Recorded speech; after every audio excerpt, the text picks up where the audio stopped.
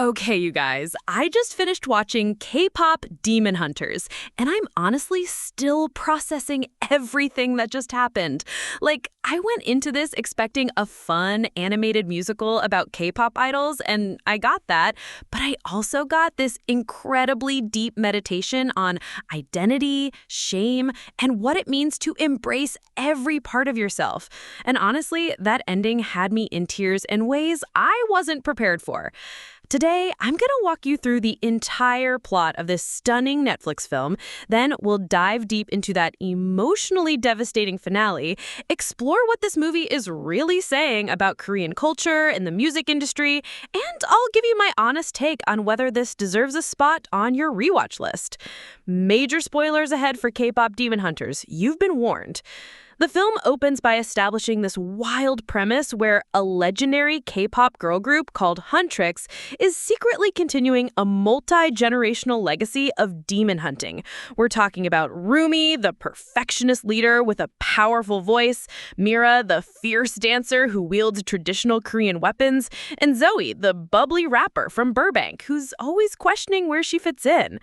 These three have been tasked with protecting humanity from soul-devouring demons by maintaining something called the Honmoon, which is basically a spiritual barrier powered by their music.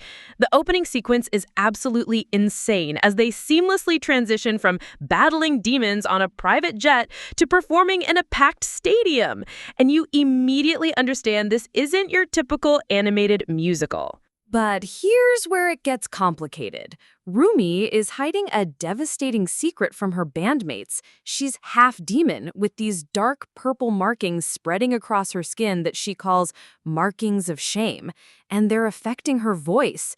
Her adoptive mother, Celine, who's a former demon hunter herself, has raised Rumi to believe that completing something called the Golden Honmoon will cure her of this demon heritage forever. Meanwhile, in the demon realm, the frustrated demon king Guima approves a brilliant new strategy proposed by a charismatic demon named Jinu. Instead of brute force attacks, they're going to form their own K-pop boy band called the Saja Boys to infiltrate the human world and steal souls through their music. And honestly, watching the Saja Boys debut with their hit Soda Pop is both hilarious and terrifying because they're so good at being a manufactured boy band.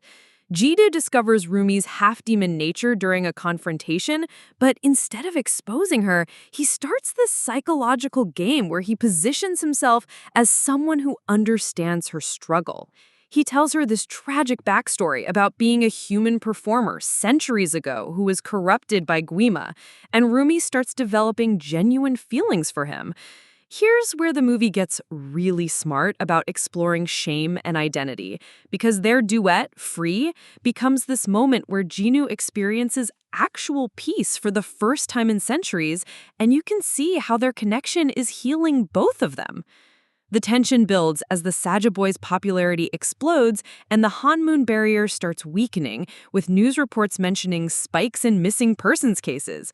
Mira becomes increasingly suspicious of Rumi's secretive behavior and her reluctance to write anti-demon songs, while Zoe struggles with her own insecurities about belonging as the only Korean-American member of the group.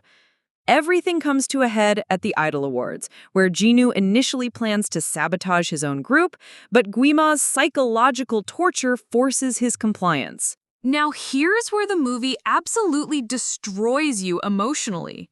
Demonic imposters disguised as Mira and Zoe trick Rumi into performing Takedown, this aggressive diss track against demons. And during the live performance, her demon markings are revealed to the entire world. The betrayal is devastating on multiple levels because not only is her secret exposed, but when the real Mira and Zoe find her backstage, they feel completely betrayed by her lies. And then Jinu, under Guima's control, cruelly tells her that their entire relationship was manipulation, shattering any hope she had for acceptance. But you know what gets me about this ending? It's not about Rumi becoming human or pure. When Guima casts his final trance over the public and starts his soul harvesting ritual, Rumi makes this incredible choice to reject everything Celine taught her about hiding and shame. She storms onto that stage and performs this raw, honest song about embracing her true self, marks and all. And the authenticity of it breaks through Guima's psychological control. When Mira and Zoe join her, empowered by witnessing Rumi's courage to be vulnerable, they create this new Blue Honmoon instead of the golden one they'd been chasing. Here's what absolutely wrecked me, though. Jinu's sacrifice isn't about erasing his past or becoming worthy of redemption. When he takes that fatal blast meant for Rumi, he tells her that she freed him, and his restored human soul empowers her final attack. The movie is saying that redemption doesn't come from forgetting your shame or mistakes, but from making new choices in spite of them. And that Blue Honmoon represents something so much more powerful than the perfection they thought they needed. The deeper themes running through this film are absolutely brilliant. This is fundamentally a story about the Korean-American experience and the pressure to assimilate by hiding parts of your identity. Rumi's demon markings are a perfect metaphor for feeling like your cultural heritage or authentic self is something shameful that needs to be concealed.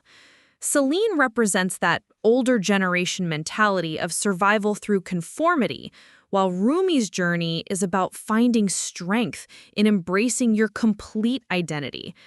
The film also offers this nuanced critique of the K-pop industry's demand for manufactured perfection while celebrating the genuine power of music to create connection and healing. What makes this even more impactful is how the film handles moral complexity. The Saja boys aren't just evil demons. They're beings controlled through shame and psychological manipulation. Guima literally weaponizes insecurity and self-doubt, which makes defeating him require emotional growth rather than just physical strength. And honestly, the fact that Jinu finds peace through connection with Rumi suggests that even those we're taught to see as enemies might be suffering under the same systems of control and shame. The animation deserves special recognition because Sony Pictures Imageworks created something that feels like watching a K-pop music video come to life. They use this technique where characters hit and hold dramatic poses while the camera glides around them, giving it this distinctly anime-influenced energy that perfectly captures the theatrical nature of K-pop performances. The way they seamlessly blend the concert sequences with the demon battles, making the music literally powerful enough to reshape reality, creates this unique viewing experience where entertainment and storytelling are completely integrated. Here's my honest verdict on K-pop Demon Hunters.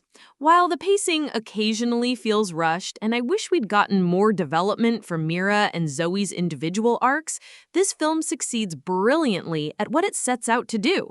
It's a visually stunning celebration of Korean culture that doesn't shy away from addressing real issues around identity, shame, and the pressure to conform. The soundtrack is genuinely fantastic, featuring contributions from actual K-pop industry heavyweights like Teddy Park and members of Twice, which gives the musical sequences authentic energy that never feels like parody. Let me know in the comments what you thought about Jinu's sacrifice and whether you believe he truly deserved redemption or if you caught any of the Korean mythology references I might have missed. And honestly, if you enjoyed this deep dive, hit that like button and subscribe because I'm already working on my analysis of the film's incredible use of traditional Korean folklore. Until next time, keep embracing every part of who you are, marks and all.